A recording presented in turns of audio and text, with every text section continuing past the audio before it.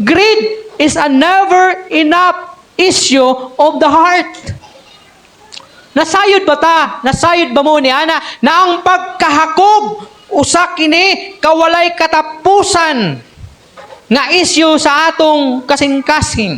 Ang pulong, ang kining gitawag greed, mao kini ang pasabot na wala kay katagbawan. Tanawa ang issue sa korupsyon sa Pilipinas. Di ba? Kabalita man siguro mo unsa ang bag-ong issue na pud ron. Ngagi pagawas ni Saldico. Ato lang lakbitan gamay. Pero never mo na pasabot nga hakog. Walay katapusan na katagbawan o walay katapusan nga issue sa kasing-kasing sa tao. Pilay sweldo karon sa mga politician. Ang kongresista naa sa 231,000 naman kung wala ko masayo. Ang speaker o ang Senate President naa sa 290 kung wala ko masayop ang ilang bulan. Ang senator o ang kongresista pareha na sila sweldo matag bulan. Ang naa sa SSS nga president kanailang chairman 1 million pin, 1.2 million naman kung wala ko masayop. Kanang GSIS president nila naa sa 1 million pataas ang ilang sweldo. Ang presidente sa Pilipinas baba sa 1 million siguro kung wako ba sa'yo. Pero, kung kontento lang na yung mga tawhana, dako nagit kaayo na. Negosyante bigit ni sila. May mga kwarta na ni sila. Pero nganong, mangawat mangyot. Kung imuhang tanawon ang mga malita, bisan katong wala pa nagipakita, diya sa Facebook page ni Saldico, katong gibulgar pa lang na ni Urtisa or Gutisa ni Orly Gutisa. Ingon niya atong December 2024 3 times a week mag-deliver og malita nga kwarta. Og unya ingon niya ang dako nga malita naa sa 45 to 48 million pesos ang sulod adto. Unya first delivery, may deliver sila og 35 ka malita. Unsa kadako? Last, the following day, deliver na pod. Deliver na pod. Many times ga-deliver dito sa mga balay aning mga tawhana, dito sa ilang mga nahimutangan. Tanawa ang pagkahakog. Mao ni ang pasabot sa pagkahakog. Og dili lang ang mga politician ang igo ani. Matag usa kanato na ani nga isyu sa atong kasing-kasing. Ang pagkawalay katagbawan diha sa iyang kaugalingon. Naanay makaon, naanay isda, mangita og manok, naanay manok, mangita og karning baboy, naanay karning baboy, mangita og baka. Ha? Okay rag mangitag bulad kay natagbaw sa karning baka o karning baboy. Ha? Naanay balay, gusto pagit mo palit og laing balay. Isa ra man unta ang lawas. Isa ra pud yang pamilya. Pero nganong daghanon man ang balay. Okay ra daghang kag-asawa no? Dito ka pareha bitaw aning diri sa may ilang bitaw. May istorya nato kanang silingan namo. Hawan pa nang lugar diha sa among giarkilahan sa una sa may Amparo. Hawan ang palibot, way mga balay nga gitukod nga duol sa mua, sa atbang, sa kilid.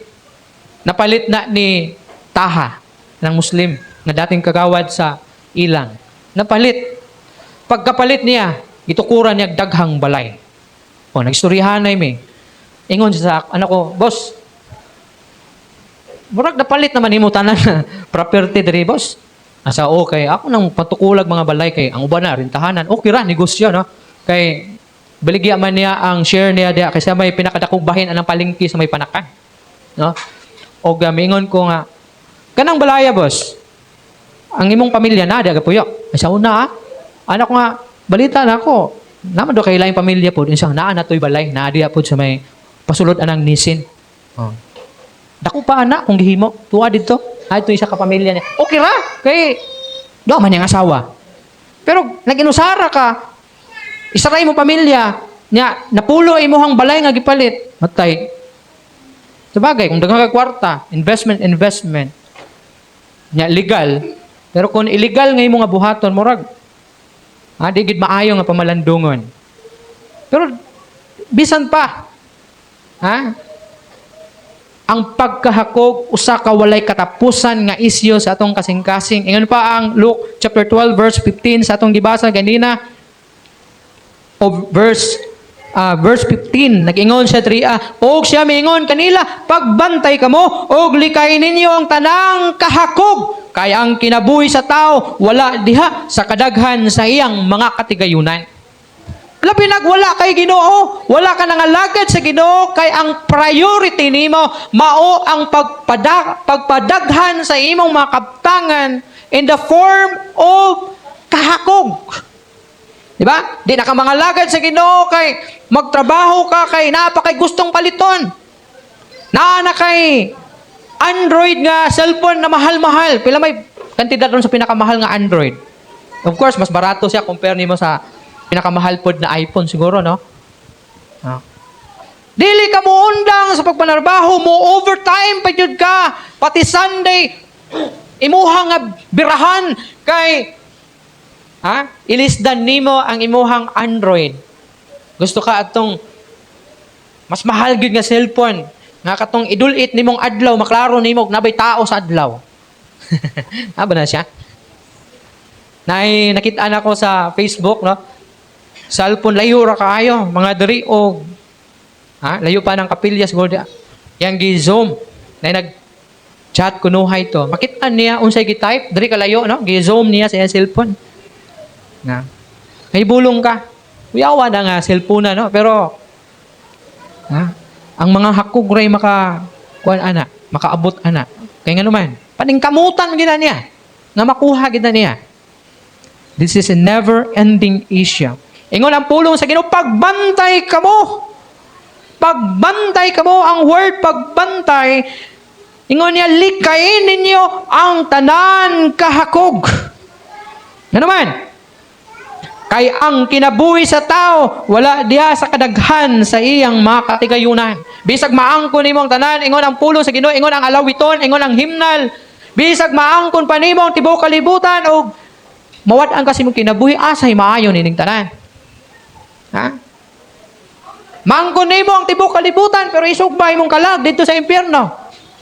Hinumduman nato.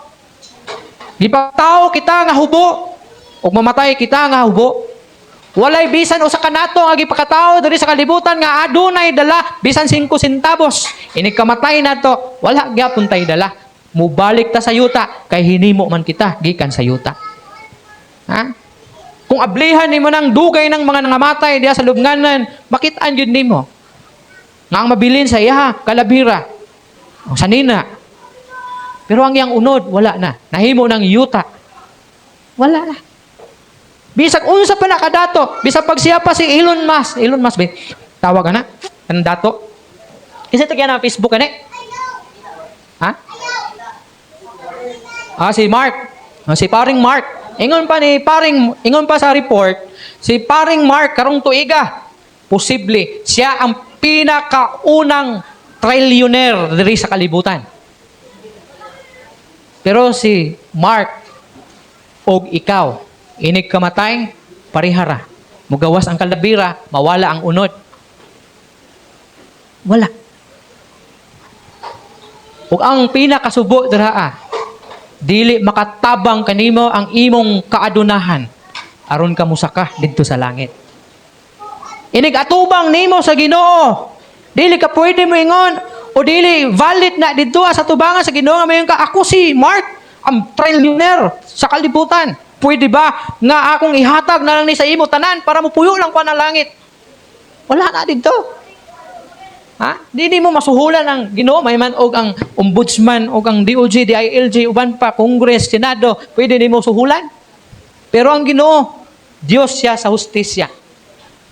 Ipakita niya ang iyang justice.